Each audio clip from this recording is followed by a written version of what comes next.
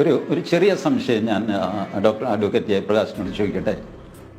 ഹിന്ദുമതത്തിൽ ഒരുപാട് അനാചാരങ്ങളുണ്ടായിരുന്നു, അത് കുറേയൊക്കെ മാറി, ഇനി കുറച്ച് മാറാനുണ്ട്. ക്രിസ്തു മതത്തിലുമുണ്ട്, ഇസ്ലാം മതത്തിലുമുണ്ട് എന്ന് അദ്ദേഹം പറഞ്ഞു. എൻ്റെ അറിവിൽ ഇസ്ലാം മതത്തിൽ അങ്ങനെ ഒരു അനാചാരവുമില്ല. ഒരെണ്ണം ഉള്ളത് അഡ്വക്കേറ്റ് ജയപ്രകാശിനെ ചൂണ്ടിക്കാണിക്കാൻ പറ്റും. ഒരെണ്ണം ചൂണ്ടിക്കാണിച്ചാൽ മതി ഇസ്ലാമിലുള്ള ഒരു അനാചാരം, അത്രേ ഉള്ളൂ. ഹിന്ദുമതത്തിൽ അനാചാരങ്ങളൊന്നും അംഗീകരിക്കുന്നുണ്ടോ? ഒന്ന് പറയൂ. ഹിന്ദുമതത്തിൽ ഒരു അനാചാരം അങ്ങനെ ചൂണ്ടിക്കാണിച്ചേ. ഉണ്ടല്ലോ, ഉണ്ട്. ഒരു ഒരെണ്ണം പറയൂ. ഉണ്ട്. ഒന്ന് പറയൂ. കർണാടകയിൽ ഉച്ചിഷ്ടത്തിന് മുകളിൽ പറയട്ടെ എന്ന് ഞാൻ എൻ്റെ ചോദ്യം എവിടെ ചെന്ന് കൊണ്ടുവന്നറിയാമോ ജയപ്രകാശിന്? ഈ ചർച്ച മുഴുവൻ തീർന്നാലും എൻ്റെ ചോദ്യത്തിന് ജയപ്രകാശ് ഉത്തരം പറയില്ല. ഞാൻ പറയാം. ഹിന്ദു മതത്തിൽ നഗ്ന സന്യാസികളുണ്ട്. നിങ്ങൾ പറയില്ല ജയപ്രകാശ്, നിങ്ങളുടെ നാക്ക് പൊങ്ങില്ല ഇസ്ലാമിൽ ഉള്ള ഒരു അനാചാരത്തെ പറ്റി പറയാൻ. ഒരെണ്ണം പ്രിവെയിലിംഗ് ആയിട്ട് ഇപ്പോഴുള്ളത് പറയൂ. പറഞ്ഞപ്പോ നിങ്ങൾ ഹിന്ദു മതത്തിലുണ്ടാവും തിരിച്ചു ചോദിക്കുന്നു.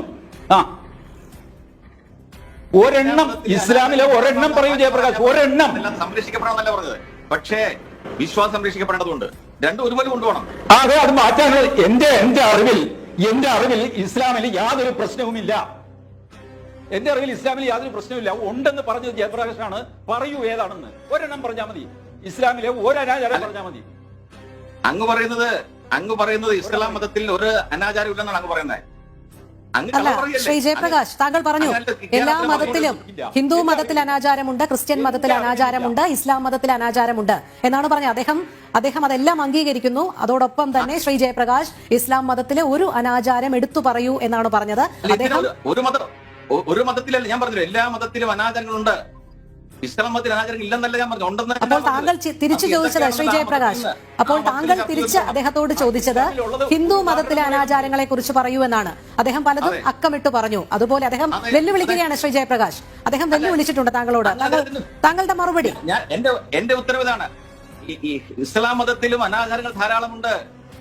എന്തൊക്കെയാണ് നമ്മളൊരു താങ്കൾക്കത് ചൂണ്ടിക്കാണിക്കാമോ? വിശ്വാസത്തെ വ്രണപ്പെടുത്താൻ ഞാൻ തയ്യാറില്ല. ഞാൻ പറഞ്ഞല്ലോ, എല്ലാ മതത്തിലെ അനാചാരങ്ങൾ മാറണം. ഇതാണ് നമ്മുടെ നിലപാട്. നിങ്ങൾ സതിയെ പറ്റി പറഞ്ഞില്ലേ? സതിയെ പറ്റി നിങ്ങൾ പറഞ്ഞു. സതിയെ പറ്റി നിങ്ങൾ പറഞ്ഞു. അനാചാരമായിരുന്നില്ലേ? സതി ഇസ്ലാമിലുള്ളതല്ലോ. തുടരാത്തത് സതി ഇസ്ലാമിലുള്ളതല്ലോ, അത് ഹിന്ദുവിലുള്ള. അതുപോലെ ഇസ്ലാമിലെ ഒരു അനാചാരം ചൂണ്ടിക്കാണിക്കൂ ജയപ്രകാശ്. നട്ടലുള്ള കമ്മ്യൂണിസ്റ്റുകാരുടെ കാണിക്കൂ ഈ ടി വി ചർച്ചയിൽ. എനിക്ക് ഒരു കമ്മ്യൂണിസ്റ്റുകാരുടെ കാണണം, നട്ടലുള്ള ഒരു തന്നെ കാണണം. എനിക്ക് പറഞ്ഞല്ലോ. പറയൂ, ഒരെണ്ണത്തിന്റെ പേര് പറയുന്നു. അങ്ങ് പറയുന്ന ഒരു അനാചാരം പറയുന്നത് എന്റെ അറിവിലില്ല. നിങ്ങൾ പറയും ഉണ്ടെന്ന് പറഞ്ഞത് നിങ്ങളാണ്. ഉദാഹരണം പറയേണ്ടത് നിങ്ങളാണ്. ഇസ്ലാമിലുള്ള ഒരു അനാചാരം ഏതാണ്? എനിക്കറിയില്ല. ഉണ്ടെന്ന് പറഞ്ഞ ആളാണ് അതിന്റെ പേര് പറയേണ്ടത്. ഞാനാണോ? അങ്ങ് തന്നെയാണല്ലോ പറഞ്ഞുകൊണ്ടിരുന്നത്. കാണുന്നവർക്കും കാര്യം മനസ്സിലാവുന്നുണ്ടല്ലോ. ഇനി ജയപ്രകാശ് നാണം കിട്ടും. നോക്കൂ, ഞാനൊരു കാര്യം പറയാം. വീഴുന്നത് മനസ്സിലാക്കാം, വീഴുന്നിടത്തുനിന്ന് ഉരുളുന്നത് മനസ്സിലാക്കാം. ഉരുണ്ടിട്ട് അവിടെ നിന്ന് എണീറ്റ് ഓടരുത് ജയപ്രകാശ്. പ്ലീസ്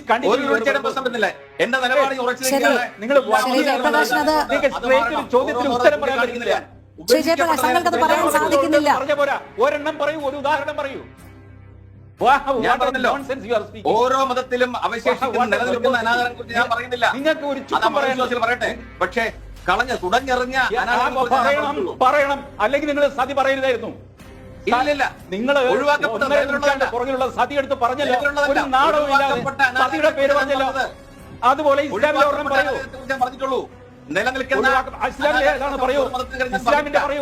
ഇസ്ലാമിന്റെ പറയൂ ജയപ്രകാശ്. പറയൂ.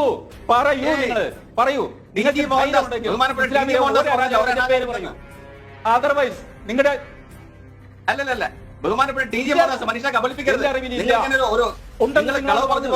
അങ്ങനെന്താ പറഞ്ഞത്? അങ്ങയുടെ അഭിപ്രായം പറഞ്ഞത് അങ്ങ് പറയുന്നത് ഇസ്ലാം സമൂഹത്തിൽ ഒരു അനാചാരവും ടി ജി മോഹൻദാസ് പറയുന്നത് സത്യസന്ധമാണോ അങ്ങ് പറയുന്നത്? ഇതാണ് നിങ്ങളുടെ കാപട്യം.